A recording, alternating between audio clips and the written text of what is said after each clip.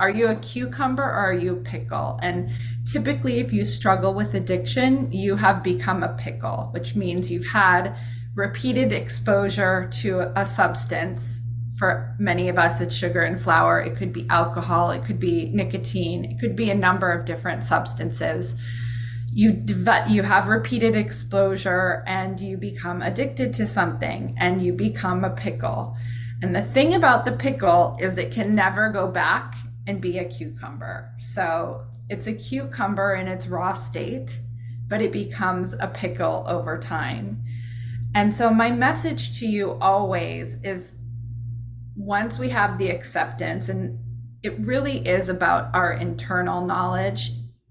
People can give us their opinions on whether they think we're a cucumber or a pickle, but ultimately we need to decide, are we a cucumber or a pickle? And a lot of us are pickles and try to be cucumbers for a very long time, try to live like a cucumber and pretend we don't have an addictive behavior of some kind or an addictive tendency in our brain, and we tend to suffer. The longer that we fail to accept our picklehood, we tend to suffer because we are not able to get in line with the solution. We keep trying to be, in many ways, something that we are not. So part of that process of acceptance and surrender is being able to identify for ourselves, are we a pickle or are we a cucumber? If we are a pickle, then we need to behave accordingly, and we have a simple solution for that.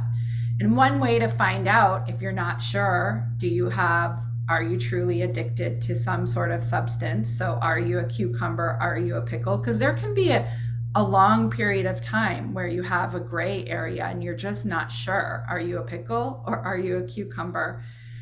As I've said before, if the medicine works, you may have the disease. So if a period of abstinence from your substance of choice brings you relief, that's an indication that you're more likely than not a pickle than a cucumber.